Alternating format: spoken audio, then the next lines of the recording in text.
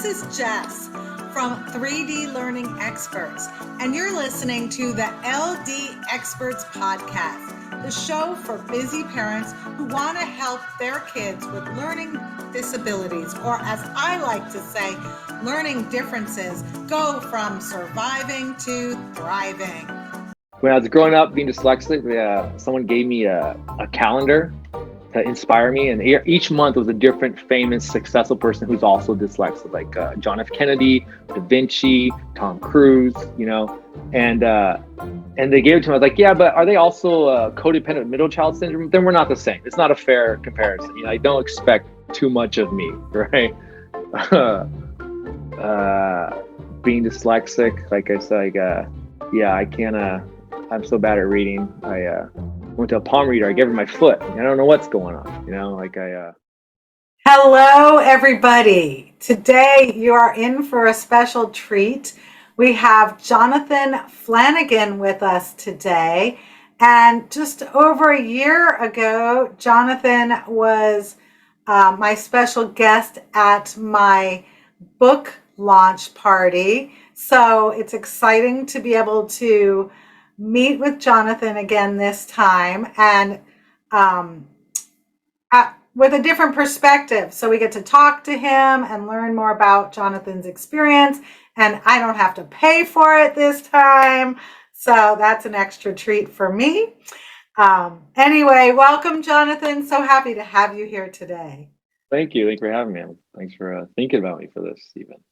Yeah, absolutely. So I forgot to mention that Jonathan is a comedian, and he is also a writer. He writes jokes for other people as well. And, when we go through school as dyslexic people, becoming writers is not something that we think we're going to be doing. Am I right? Definitely. It's something you avoid doing. Absolutely. But so tell us, how did you go from being a struggling kid to being a comedian? Tell us a little bit about your journey. I definitely was a struggling kid. Excuse me. I definitely was a struggling kid. It's kind of funny. My mom talks about how when she because I was in private school. My older brother was in private school. I started going to private school as well, like Catholic school, and up into third grade. And then she had to pull me out to put in public school just so I had the resources, like learning disability resources, things like that. And she talked about most kids are excited about school. Like you're in first grade. It's not a problem. You're excited about school, but even as young as first grade, she would fight with me to have to do work and do stuff. And so she's knew that something's going on, what's wrong here. So it definitely was a struggle for at times, even very early on. And then I did eventually sports was one thing that definitely kept me on task or motivated as far as school. And then I'd also find myself being a little more interested and excel a little bit more in, say, classes that were less reading and more lecture, audio, things like a history class or sociology, something where it's a lot of lecture, you just have to listen. Because being dyslexic, I became just naturally more auditory learning and be better at that. I have a better, if I hear something, I can remember it. I'm good at doing impressions, anything that's auditory. If it's reading, I don't comprehend it as so much. And so then I went into that direction, like history, social, those kind of subjects and courses in college and high school and stuff. And that eventually led me to comedy, which was something I was interested in. I think that helps definitely with someone who has learning disabilities. You have to find something that you're passionate or very interested in, and if you have to do a book report, find something you're very passionate about. If you just helps a little bit more to keep your interest, to comprehend what you're reading and stuff like that. So comedy was something I was always a fan of and interested in, and then I wanted to get into acting, and then I discovered improv. Improv acting, there's a lot of reading and scripts. And then, matter of fact, the only book, but the first book I ever actually read, like a paperback book, read cover to cover, was a play in college. So that definitely was one thing. Here's something I can just stick to, and it might take me a while, but I still was able to keep my interest and keep going back to it. and opening it and reading. But then I ended up falling to improv because there's no scripts, no reading. But still, you get to do the acting. You're kind of writing, but you're not having to write it down. You're just writing it in your head. You're just speaking it. Because as you know, dyslexic people or people with learning disabilities aren't necessarily incapable of learning or are dumb. It's just that they have to learn a certain way. So it's like you have the thoughts, you have the ability. It's just to transcribe it or to put it into whatever it is, And so comedy and improv was kind of like a way to do that. Like, oh, I still have the thing. I want to, be an actor. I want to write the script. I want to read the plays, but it's hard for me to do. Improv comedy was the thing. Oh, I can do those things without having to do the thing that discourages me from doing it, which is say writing, typing, whatever it is, phonics or structure, things like that. And here we are, I guess. And then plus in comedy, I think people in comedy, a big draw of it is the control aspect where say if you're acting or doing anything, playing the instrument, it's like, okay, you have to get someone else's work and do it how they want it to be done versus, oh, I'm creating the piece and getting to perform it and say it however I want kind of thing. That sounds similar to being an entrepreneur. I don't have to do what other people tell me to do. I get to tweak it my way instead of following their way. Exactly. Yeah. So how old were you when you found out you were dyslexic? Junior high school, I think. Yeah, like around 7th or 8th grade. I found I was dyslexic, and my mom she found a place that did vision therapy, and I went and did some, which was kind of strenuous, to be honest. It's really weird. I mean, your eyes are a muscle, and just doing, you're just sitting there saying, but it takes a lot out of you, and just doing different exercises, visual workouts that kind of strengthen your eyes, I guess. I don't know.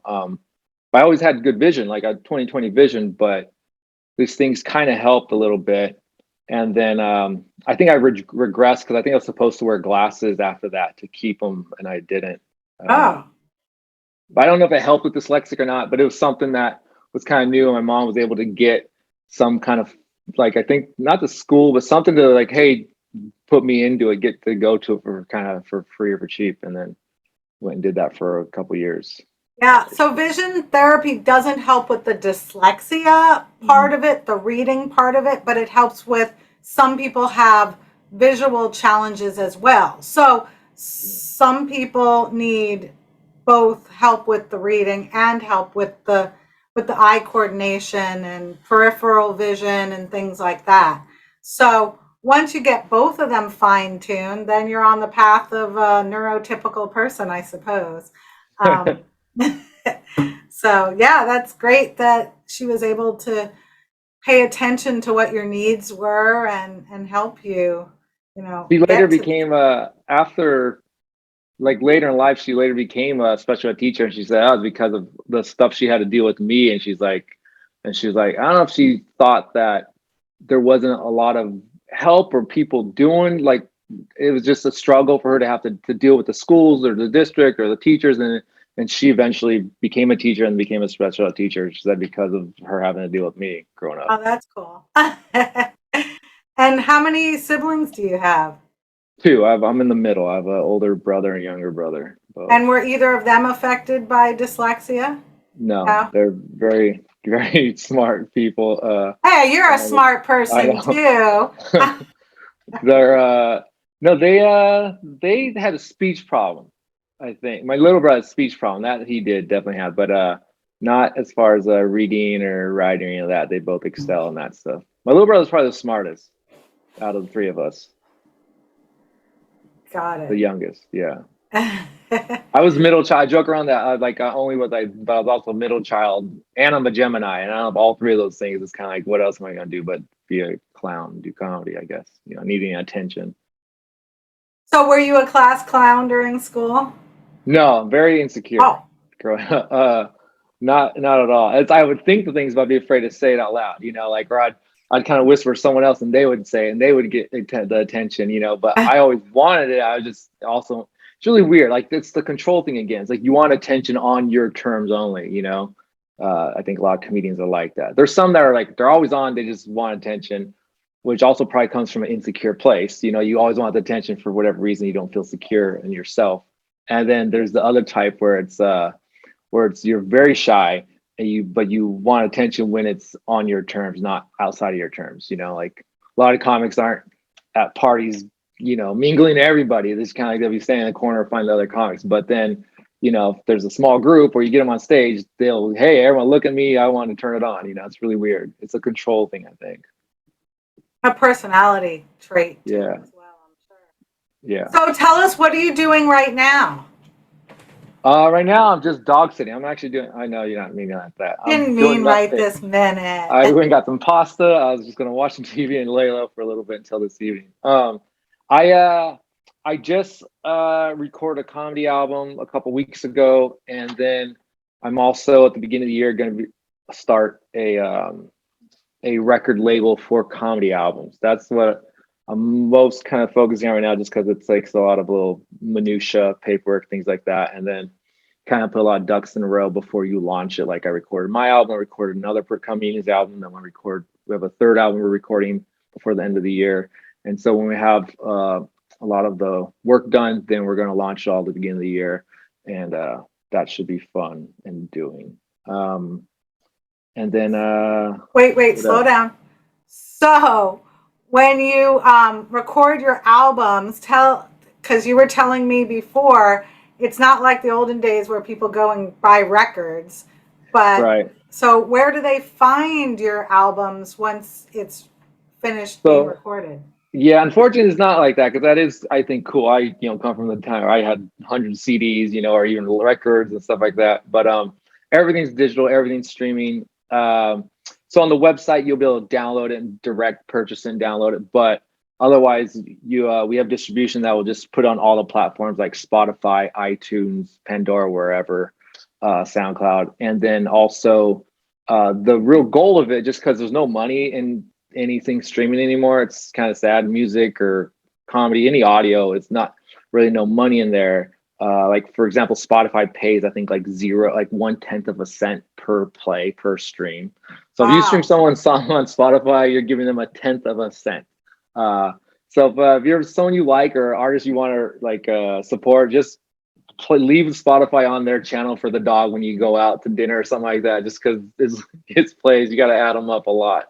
XM radios is the best as far as an artist getting monetary value out of from their material. XM pays a lot better. They pay actual dollar amounts per play, but they are they are a gatekeeper that they what's the word? Not coordinate, but like a museum person would be a blank. It starts with a D. Docent. Sure, docent works. I don't know. Those are the people who walk you around the museum. Yeah. So they are the ones who they decide what goes on the radio station, whatnot. And so if you can get on, then that's a really good place. Which that's the goal of the record label or the albums. Like, and you don't say I record a whole album, an hour's worth of comedy, and you just submit tracks. So they might be like, hey, we like this joke, we like this joke, we like this joke. And they take 4 or 5 of your jokes and they play them and you get paid from them. So that's really good. That's what the goal is. But it will be on every platform. People can stream. However, XM is where you want to be able to get your material on as an audio or musical artist or whatever. So that's where you can find it. Hopefully XM stays around. I don't know a lot of people that have it. I have it, but just I got a new car recently and it comes with it for a while. Yeah. And then the website, you can get it on realgoodcomedyrecords.com. And then how about stand-up comedy? I mean, those are stand-up comedy albums. So it's just you record a live stand-up show, basically. You mic up the room and everything, and then so you record. So it's just a live comedy show, but from one time, like a one show, one night we recorded, and that's the album, and you kind of put it out there. I mean, you might take out certain parts that don't fit for audio medium, if there's a visual joke or you're doing something riffing about the room where you're not seeing it, you can't see, hey, that's a funny shirt, you don't know what we're talking about. You might take that stuff out, but otherwise it's just like a live, you can listen to it as a live stand-up show, just like you would watch it on Netflix, but this is just the audio version. which I tend to do myself. Like so I don't listen to a lot of music these days, and so I like when I'm driving, I'll sometimes, if there's a comedy special, let's say it's on Netflix, I'll just have it on listening to it while I'm driving. You know, you don't have to always. It's obviously probably better to see also, but some of the stuff you can just hear and it's funny. You know, you don't have to watch it. So yeah, Yeah. these are just stand-up comedy albums, stand-up comedy hours, basically. So, where can people see you live? Um, all around, it depends the date and time. I'm gonna be up in Oregon in December and again in January. I'll be in Washington State in January as well. Don't have all the dates for next year coming up. I kind of like stay around home during Christmas or December just because of holiday times and a lot of just you get busy with family stuff and holiday stuff, and so I kind of like don't book a lot of stuff outside of the Los Angeles area during that time. But all my you can follow me on Instagram at JonFlanny or at realgoodcomedy.com, and everything's always posted on there. And if you ever want to come to the show, it's like it's I don't want to spend $20. Hit me up. I'll give you a comp. I don't care. Just come out. So yeah. Well, nice. And where do you usually play in L or perform in LA? Anywhere and everywhere. I'm going to be at a coffee shop this Saturday in Costa Mesa, Orange County, Oh, and then I'll be where else? I'll be at the Glendale Room the following Saturday. It's everywhere else. People in LA. You kind of just go everywhere because it's all local, so it's not a big deal. You know, you can just drive around there. And I'm from California. All my family's in California, so like I have friends and family in every different county. So I go all over. I go an hour away east, and I stop at my mom's house and do laundry on the way. You know, then I go down to Orange County. I'll stop at my friend's house and hang out after the show. Like so, I go all over just because it's fun.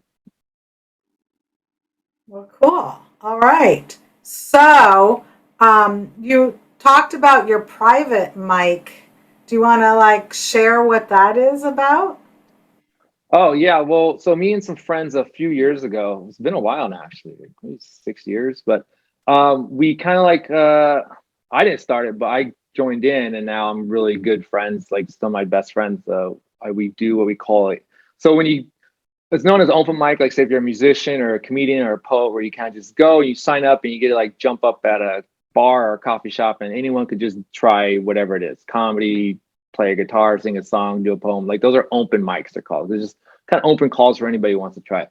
So we call this a closed mic. It's not open because it's kind of invite only. It's private, but it's kind of like a writers group. So there's a comic who we really think is funny, or like, hey, I really like that person. I don't really know them. Hey, we might invite them. Hey, we do this thing once a week. You want to come by and do a set? And so basically, it's like 6, 7 comics each week that we just each do a set of the new jokes that we're working on that aren't really finished jokes yet, but we're just kind of like we have ideas or premises we're working on, and then everybody else there gives feedback and ideas and kind of helps you figure out that joke or those jokes that you're working on each week. And it's the most productive thing. I mean, I'm sure it's kind of like a book club of people who are reading books or whatever. It's just a writers group that we can get together, and which is great because now I go in there with just some ideas that aren't really written out yet or finished, and then I kind of improvise them and say them, and then I have 4 or 5 other really good comics who are now helping me write that one idea. And by the end of the night, I was like, oh, that idea of yours works great, or okay, yeah, maybe that wasn't a good idea and it didn't work at all. But it works out great. And sometimes we'll like bring in someone, say if there's someone we met or that interested, like we bring out in kind of like a mentorship, like, hey, come with, like they might not be I have experience where they would be giving us feedback, but we bring them and then we kind of help them, develop if it's someone that we like or we think is just a nice person that is starting out, that to help them just get a leg up, I guess. So, are comedians kind of a supportive group of people? Not traditionally, but it's getting more as of more recent years. Yeah, it can be very clicky, so they're very supportive in their own little group. And it used to be very competitive, but it's I think it's somewhat supportive. I think every comic probably has like, oh, not these people over here aren't very supportive, but these ones over here might be. So I think it definitely is. I think most comedians and comedy people in general are fans of that thing. You know, like say most musicians are fans of music or whatever. So I think if you might not be supportive, like, hey, I want to hook you up with this job that I want, but you Right. definitely are No, like, of course not. yeah, That would be dumb. yeah. But if it's something that they're doing as well, like you're gonna like appreciate it because you are a fan before you were ever a performer, you know. But I find it supportive. The people I like, I'm supportive to, and then the people I don't like, I just kind of avoid. And then there's supportive back and forth. You know, I've given jobs to friends, and then they've like, hey, here's $50. You just made me 300 on that gig. You know, I got because of you, kind of thing. And I don't even always take it, but yeah, we definitely will pass around knowledge and share knowledge and things like, hey, don't do that show, it's not worth your drive, or hey, have you heard of this club over here in Utah? It's great, you got to check it out, call this person, they'll book you, it's a good gig, you know, things like that for sure. What kind of advice do you have for some young neurodiverse person who wants to get into stand-up comedy? I'd say don't do it if you can avoid it. Uh, I think if I was able, if I wasn't, I figure like it's a poker term, but I'm pot committed at this point. I didn't set up my eggs and my ducks in a line for other things at this point. But I think there's definitely better things to do. But then again, if you realize like you have to like no, I have to do comedy or do this thing, then just go all in. I think early on it's all about what are you willing to sacrifice, and the more you're able to sacrifice, the quicker and better you'll get ahead, I think. And sacrifice I mean by like, okay, I'm not, I'm not going to have a successful romantic relationship for a few because I'm putting this thing first, which I mean, it doesn't mean you can't. There's plenty of examples of you can, but if you think of, say, of a successful relationship, it's, you guys are putting each other first or putting the relationship first, where when you're starting out in something, I like comedy, or I'm sure a lot of other things, I'm saying if you're going to med school, that's hard to have a relationship at that time or things like that. So it's one of those things where you have to, what are you willing to sacrifice for this thing, especially in the early years or early times in the beginning.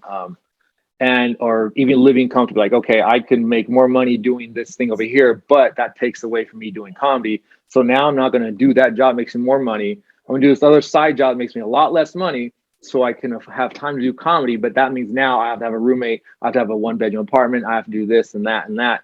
Are you comfortable doing that? If you are, great. You got to think about how much do you want it, because to get ahead, you're going to have to sacrifice a lot. And I think people need to realize that going in. And if you're okay with that, then I think just do it. Then you just got to do it and do it and do it and do it. And it's one of those things that you can't learn. You just have to do, and eventually it gets easier and easier. You start really, sports analogy, the game slows down. You start seeing everything. Your vision just gets broader, and you're like, oh, I get it now. And but it's just you have to do over and over and over. Well, that's good advice. So your first tip is stay away, but but if you can't, Yes. your passion is making people laugh, then be prepared to be committed for a good chunk of time, basically. Yes, and just it's trial by air and by fire, and you're gonna have. I've said it before like this, like it's like you're standing on the edge of a cliff, and every show you either get pushed off or like pulled back up, and sometimes there's a couple weeks go by, and you're falling off the cliff, you're hanging on by your fingertips, and then you have one show that just grabs your arm, yanks you back on top of the cliff, and you're standing on your feet again, and it's back and forth like that, just getting pushed and pulled, getting pushed off or pulled up. Yeah, because if people don't find your jokes funny, then that's when you're falling down, right? Exactly. And it's because it's not just like it's not like a thing where it's like, oh, that show didn't go well, okay, on to the next one. I still have my job, I'm getting paid either way. It's not a salary gig, and it's not even about the money or the job. It's about just your own personal self, because you're just yourself up there. It's not like you have anything, I don't know, even if you're playing music and people aren't listening, like they can talk and still, they're bobbing their head. You're just playing music regardless. But in comedy, it's like, no, they have to consciously put an effort into, I want to hear what you have to say. And then I'm going to give you immediate reaction, whether I like it or not. And it's, I don't know if they're talking about like, hey, I grew up, I'm dyslexic, this and this. And they don't think it's funny. They're not thinking that something I wrote is funny. It's me. I'm talking about myself. I'm literally just using my own name, my own experience, my own story. This really happened, and they don't think it's funny. And I'm being very vulnerable. And why am I, it's it can be very disheartening for sure. So you have to get a thick skin. It's not Yeah, for, what is it? Not for the weak at heart. right. Exactly. Like I say dumb things like I'm so bad at reading. I went to a palm reader and I gave her my foot. And it's like, I mean, I know that's a little like farce, but I say that I'm being serious. I'm bad at reading, and these people don't even think it's funny. Now they're just like, okay, so you're bad at reading. You're dumb. And it's like, okay, why did I even tell them that? Like saying I love you to somebody, and they're like, okay, I know, great. They don't say it back. It's like, okay, why did I just say that? Yeah. Yeah. Well, how about, are you ready to tell us some dumb jokes or some funny jokes?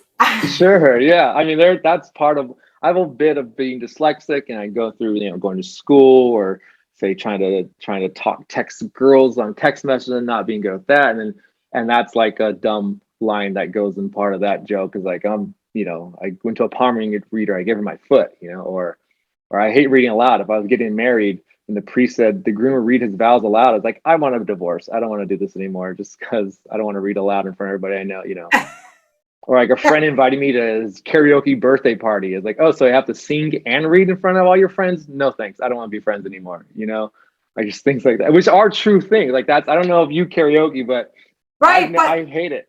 and as a dyslexic person, I totally get that. But Exactly. someone who doesn't struggle to read Right. might not find those funny. It's Wow. true. Yeah. Yeah. I mean, comedy is about being authentic and relatable. Those are the two biggest things. For someone to find it funny, is authenticity and so they have to believe what I'm saying is authentic to what who I'm presenting I am, and then or they just have to relate to it themselves. Which so say for example that like I've maybe karaoke 3 or 4 times in my entire life. It's not something I would find fun. It's something I find nerve wracking because unless it's the song you wrote and you know the words by heart and on tune of where they go, like you're gonna be it's basically glancing up and reading aloud in front of on tune while you're singing. It's like that's not. I'm not a good singer, and I'm an even worse reader. And you want me to do both those things? Where I don't know if you have the same opinion about karaoke to find that funny, but you can see as an observation, like, oh, that is like reading and singing aloud in front of a group of strangers. Then you can still find it funny because you realize that observation is what it is, I guess. I don't know. Or yeah, or you talk about like personal life, like about jokes, like I say, oh, I have a girlfriend and we're a really good match because she makes a lot of money and I'm a comedian, like things like that, where it's like that's I'm just telling you that I don't make a lot of money, my girlfriend does, like that's where you can either relate to that or even just think, oh yeah, this guy seems like he doesn't have a lot of money and thank goodness he has a girlfriend makes a lot of money, things like that. But yeah. Or another line of that, I say, I have a whole bunch of where I just say, oh, we're a good match for this reason, like blank, blank, blank. Like, oh, she makes a lot of money and I'm a comedian. Or she, what's another one? Oh, she's really bad at directions and I'm good at yelling. Like those are like why we're a good match. Which that one tends to always get a laugh. I think it's because people, that's the thing that couples relate to. Like, oh yeah, we get in fights driving. Someone's always backseat driving or something. I don't know. Well, it's a relationship thing. People can relate to that. Yeah, relationships, family, I think are all very relatable for everybody, universal, because everyone either had a relationship, has seen a relationship, has a family, had a family at some point. I mean, the person who created the show Everybody Loves Raymond, they sold that show in Russia, and it's the same exact show. It's like because family's family, no matter what country, and it's the same dynamics. You have the mom, a mother-in-law, or this or that, or the children. You could definitely relate no matter what. So yeah, relationships and family are two things that everybody can relate to, no matter what, But that's what makes it kind of like cool when you can get real fine-tuned things like dyslexic, or people that have eating disorders talk about that, where it's like, if you can make, because I think that's a minority group, but if you can make the majority laugh at that, and then they're also understanding it, that's where it's like really gets fun and intricate, and it's like, oh, okay, I'm really saying something, I'm not just being stupid, I'm not just being a clown, I'm actually saying something that people are relating to, and then maybe even learning a little bit while they're laughing. Well, thank you for all of that insight and sharing today with us about your journey and your experience as a dyslexic person, and letting people know about your upcoming album and what you got going on. And I look forward to seeing you the next time I'm in LA. Definitely, yes, and definitely, for sure. I enjoy talking to you always, and doing the show with you guys on the Zoom. That was so much fun. That actually got me to write more, to develop more material about dyslexic because of that show. I was like, oh, you know what? Which I wanted to do, but I just hadn't. I was like, you know what? This gave me a purpose to really look in and find more stuff to joke about with that. So that was good. I'm happy that that was, a good reason for you to get some more jokes.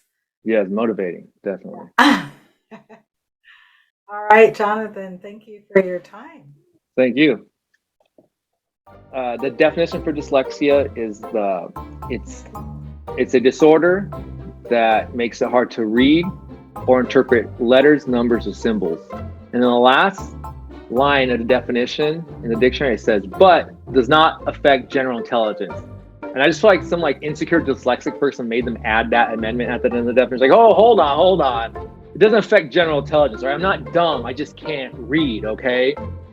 Which I feel like no other disorder does people worry about that. Like, oh, you have a muscular disorder? Yeah. So you're handicapped? No, hold on. I'm not handicapped. I just can't walk. All right. You have a big vocabulary because you always have to learn a synonym for the word you don't know how to spell. Yeah.